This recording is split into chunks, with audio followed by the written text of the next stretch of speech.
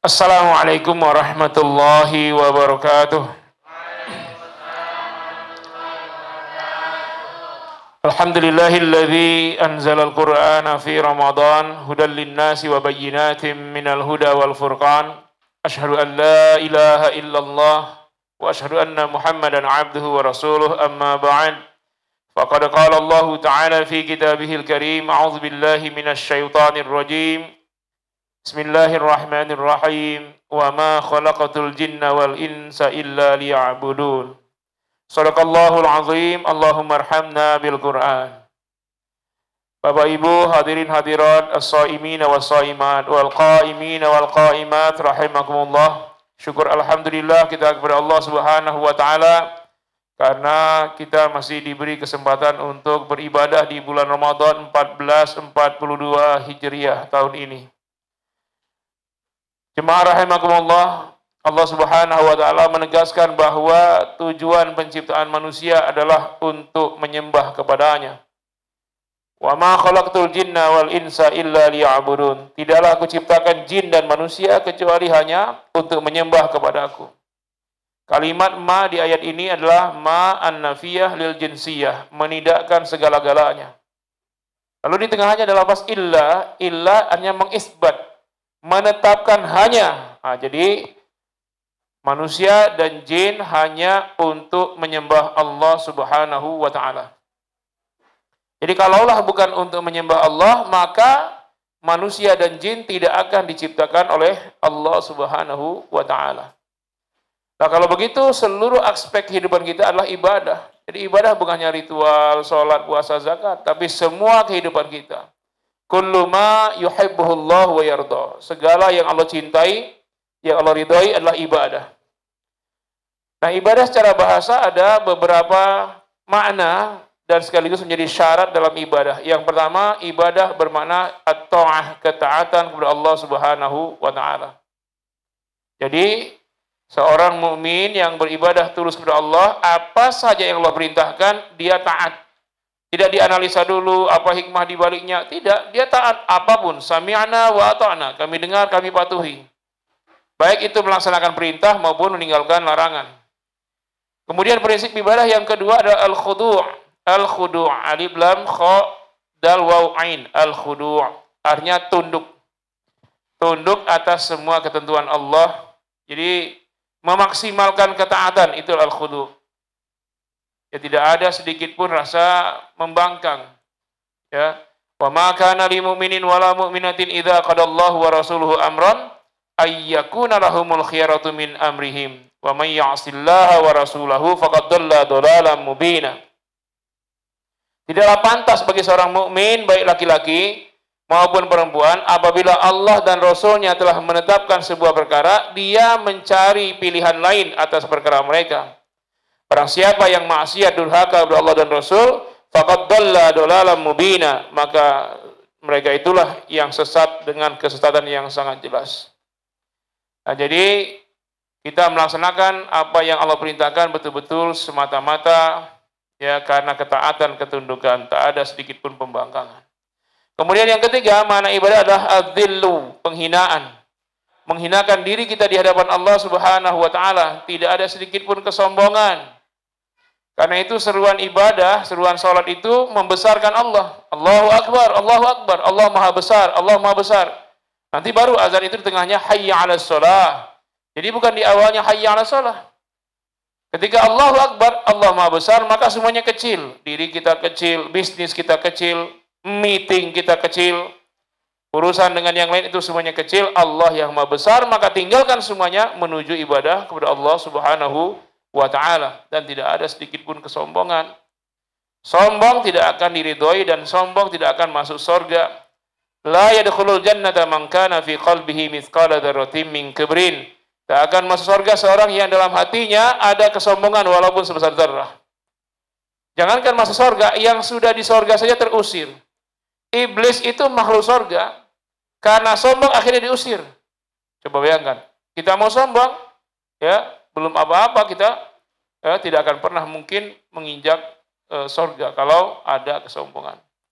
Kemudian yang terakhir, yang keempat, ibadah itu maknanya adalah al-wala. loyalitas. Seorang mukmin harus punya sikap yang jelas. Kemana dia loyal, kemana dia berpihak.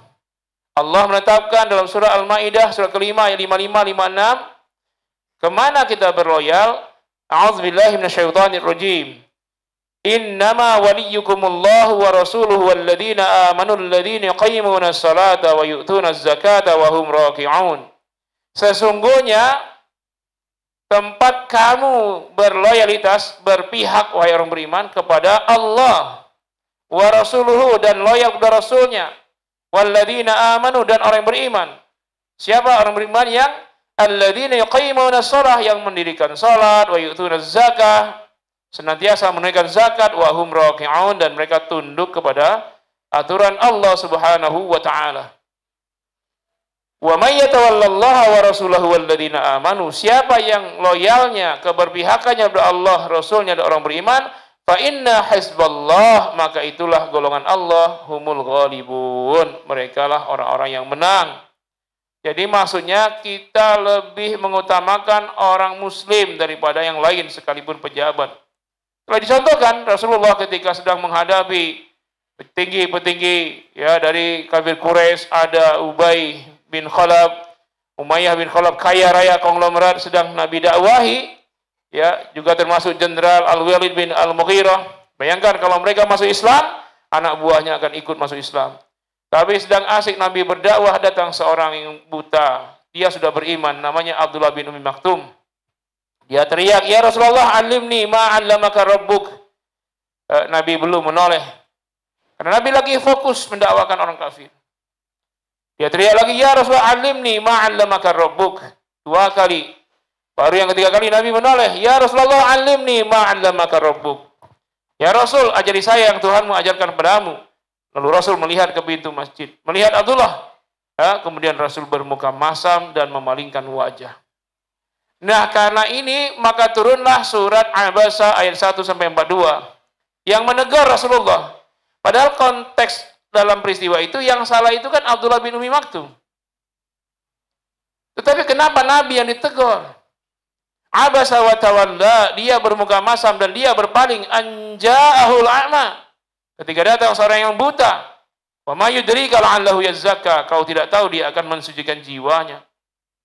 Ya, ditegur. Kenapa turun ayat ini? Mengajarkan kepada kita bahwa urusan seorang mukmin selemah apapun wajib lebih diutamakan daripada orang yang tidak beriman, sekalipun pembesar, penguasa, konglomerat. Dan Rasul tidak marah pasca kejadian itu. Ya, Nabi selalu menyambut Abdullah. Kalau lagi pengajian, Nabi lagi majelis Rasul, Abdullah datang terlambat, Rasul melihat dari jauh, langsung beliau berdiri menyambut kedatangannya. Marhaban ya man addabani rabbi. Selamat datang wahai orang yang karenanya saya diajari akhlak oleh Tuhan saya. Disambut, dibimbing, lalu duduk di depan majelis Rasul. Begitulah Rasulullah sampai akhir hayat. Ini mengajarkan kita untuk lebih berpihak kepada orang yang beriman. Nah, sekarang bagaimana kita? Ya, dalam hal ekonomi saja misalnya. Ketika puasa ini, buka puasa, kemana kita membeli bahan-bahan makanannya untuk takjil, iftar. Warung-warung muslim banyak, tapi masih aja ada orang muslim yang membeli di warung non-muslim. Air minum dalam kemasan, produksi muslim banyak, masih saja dia pakai produk asli orang kafir. Misalnya dari negara kafir pula, yang menghina Nabi pula. Potensinya besar coba. Beras saja coba bayangkan nanti pas zakat, berapa ton zakat beras itu akan beredar di semua masjid. Alangkah ruginya kita yang beribadah, yang ambil barokahnya non-muslim. Justru kesempatan itulah, carilah beras milik Pak Haji, milik muslim, sehingga mereka merasakan barokah puasa ini betul-betul rasa, baik di dunia maupun di akhirat kelak. Nah, ini kesempurnaan ibadah kita. Tidak melulu terkait dengan hablum minallah, tapi bagaimana kita dengan sesama muslim. Apalagi saudara kita banyak yang kena PHK karena pandemi, ya, karena yang lain-lain. Mudah-mudahan sempurna ibadah kita dengan memperkokoh hablum minallah dan juga menyempurnakan hablum minannas. Semoga bermanfaat dan semoga kita semua nanti keluar di bulan Ramadan sebagai orang yang bertakwa. La'allakum tattaqun. Mohon maaf. Terima kasih. Wassalamualaikum warahmatullahi wabarakatuh.